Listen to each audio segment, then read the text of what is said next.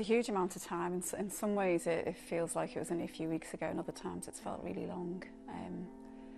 But it is a hard marker of time, I think. And you referred to it on your website as stolen time. Well, yeah, I mean, it's time that we should have had with Madeleine. We should have been a family of 5 for all that time. And yeah, it does feel stolen. You know, when you have a child, you subconsciously imagine consciously or subconsciously imagine your future and the future of that child. I mean, how different is your life now to what you must have imagined all those years ago? Oh, it's a hard one, isn't it? Because it's such a long time, but... Yeah, I think before Madeleine was taken, we felt we'd managed to achieve a little perfect nuclear family of 5. And we had that for a short period, and I suppose it's just almost the same way as if your child becomes ill or seriously ill or has died, and like many other families have suffered, then your vision is altered and you have to adapt. And I think that's a theme that, speaking to other people who have gone through terribly traumatic processes with children and other loved ones, that is something that gradually happens, and you adapt and you have a new normality. And unfortunately for us, our new normality at the minute is a family of 4. I think it's just that number, it's that 10-year mark which makes it more significant, I think, because it's a reminder of how much time has gone by, and obviously 10's a big number.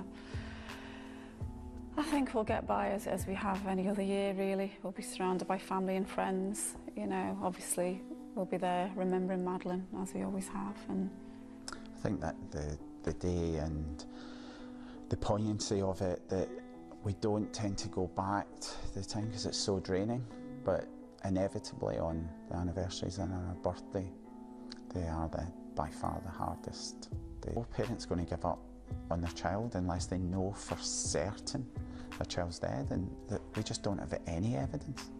So my you've hope got to... of Madeleine being out there is no less than it was almost 10 years ago. I mean, apart from those first 48 hours, nothing actually has changed since then. I mean, I think the difficult thing has always been, how will we find her? You know, because you're relying on the police doing everything they can, and you're relying on somebody with information coming forward. You must have imagined over the years, if you saw her, you know, what you'd say to her.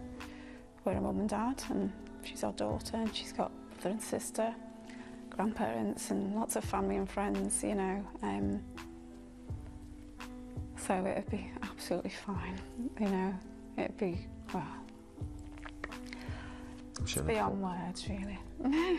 We'll cope with anything, yeah. The McCanns say they accept they themselves have come under suspicion since their daughter's disappearance. People just need to think twice before what they write and the effects it has on it, and certainly I know ourselves with our own experience both in the mainstream media and also on the internet, I'm not going to believe that until I see evidence of it convincing. And we just have to go with the process and follow it through, whatever it takes, for as long as it takes, you know, but there's still hope that we can find Madeleine.